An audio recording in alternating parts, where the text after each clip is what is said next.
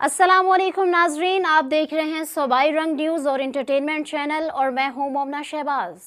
सबसे पहले नजर डालते हैं आज की अहम खबरों पर। खबर शामिल करते हैं रावलपिंडी से। रवात पुलिस की कार्रवाई। सोशल मीडिया पर नाजायज़ असलहे की तशहीर करने वाला मुलजिम गिरफ्तार। मुलजिम ज़िशान से पिस्टल 30 मोर माह एमोनेशन बरामद। मुलजिम ज़िशान ने सोशल मीडिया पर असलहे की वीडियो बनाकर तशहीर की और खौफो हरास फैलाया।